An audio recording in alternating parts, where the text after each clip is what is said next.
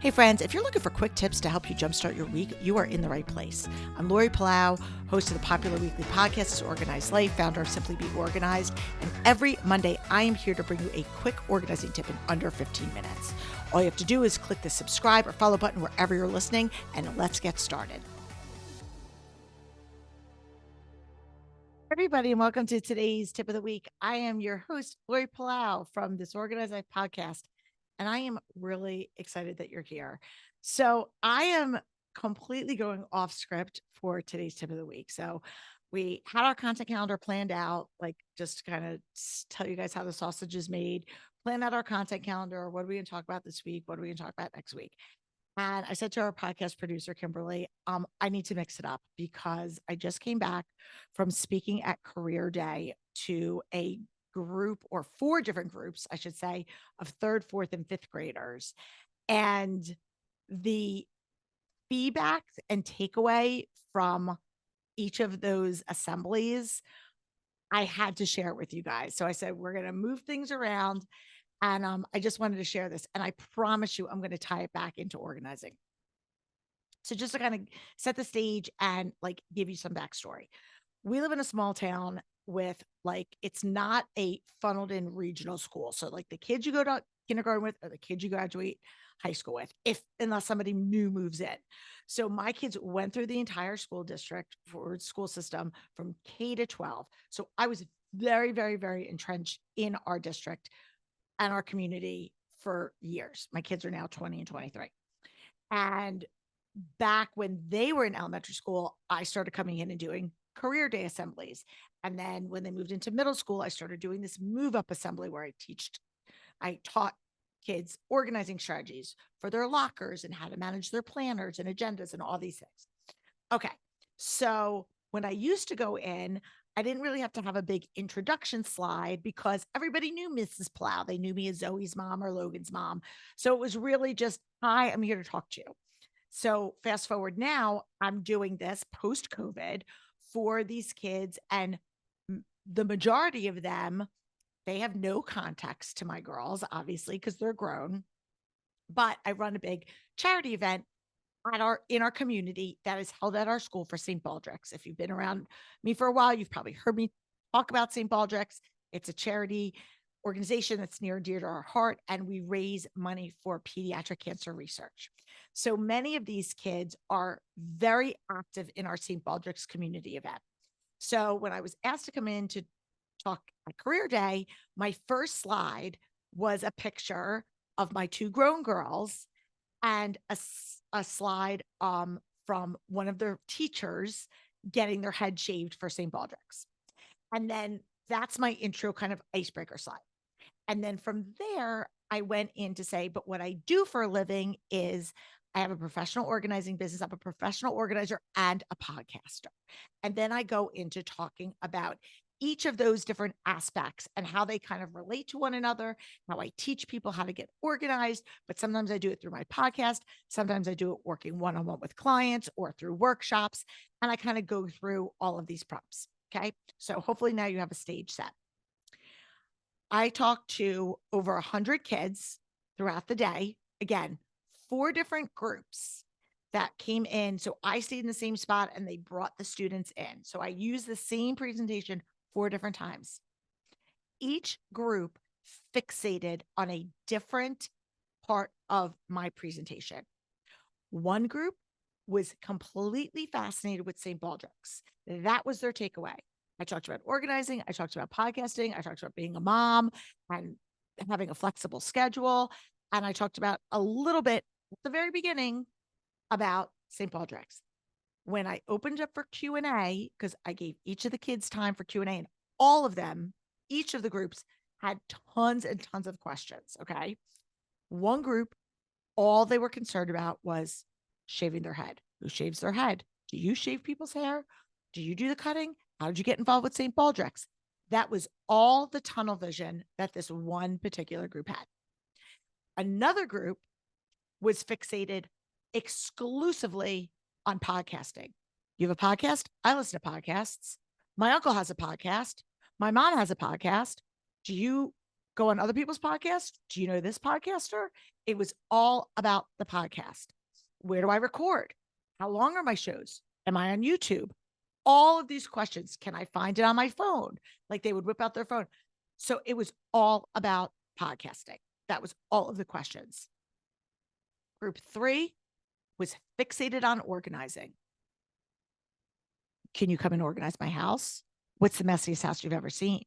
How much money do you make as a professional organizer? So do you have a TV show? Like going through all of these things, all related to professional organizing. What's the messiest house you've ever been in? What is your favorite room to organize? And all of these questions, regardless of which bucket these kids came into, they were all great questions, but they were all about different things. So that was our third group, all about professional organizing.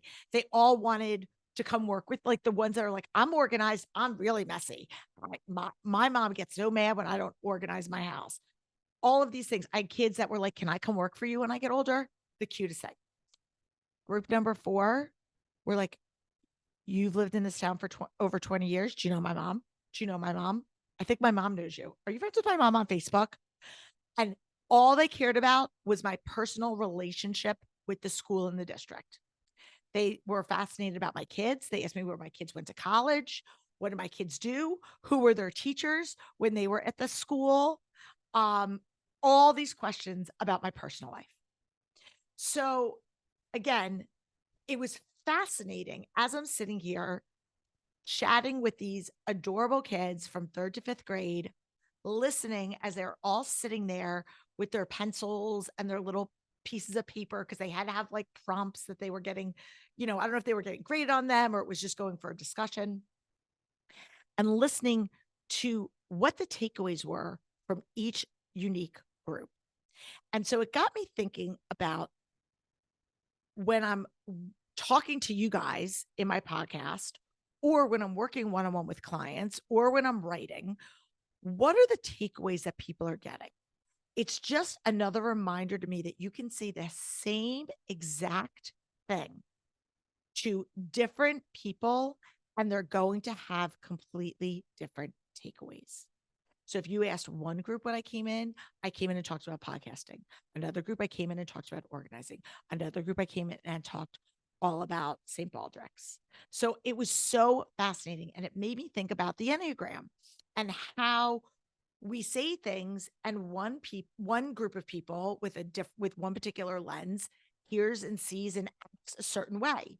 And then you have another group of people that process information in a different way, and they have a completely different takeaway.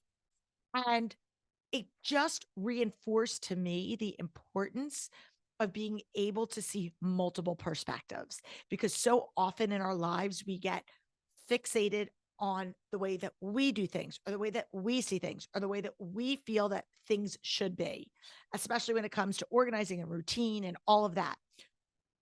But we can easily lose sight of what other people are taking in by that same information, because what they might be seeing is totally different. You're walking into a space and you're seeing a room filled with piles of paper and the breakfast dishes on the table, and somebody else is walking in and seeing I don't have a place to do my homework, or somebody else is saying, oh, this is a fun place for me to hang out, or whatever it is. My point is, we're all seeing what the way that our brains are wired, something unique. And so understanding personality types, specifically with the Enneagram, has given me this unique perspective to open my mind and recognize as a reminder that my way is not the only way. And what I hope people are going to take away from things might not be what they take away from it. They may take away something that I didn't even anticipate them taking away. And so as you are going out there in your own organizing journey, or if you are an organizer and you are helping clients, don't lose sight of the little things that you might say that have a big impact. When I dropped that slide in there about St. Baldrick's, it was literally about an icebreaker. It was just an icebreaker slide.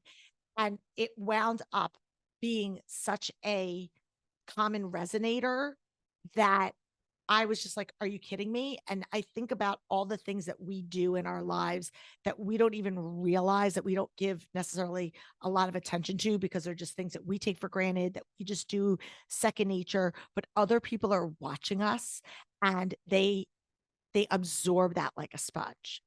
So it just, again, there isn't necessarily one specific tip per se in this, but I wanted to share this with you because it was such a like a core pivotal like learning opportunity for me and a teachable moment to be able to kind of just share this story with you guys. And if you are listening to this in real time, we're doing a webinar next week all about the Enneagram, specifically how you can apply it in your life when it comes to organization and clutter, not just what it is, although we do kind of overview that, but really how can you apply practices? How can you put these specific strategies in play to help you communicate better with your spouse, your kids, your adults, your coworkers, your team, whatever it is, when it comes to being productive, when it comes to being organized, when it comes to delegating, relinquishing control, all of the things that fall under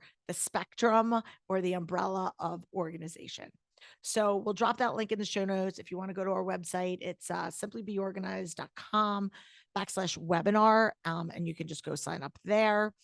And I'm really grateful for all of you that come back week after week. If this is your first time tuning in or you're new to our show, please make sure to just click the subscribe, follow button, leave us a review, and of course, share this episode with a friend, because the more people that listen to our show, the more people we're able to help, and our reach gets broader and broader because of people like you. So thank you, friends, for being here.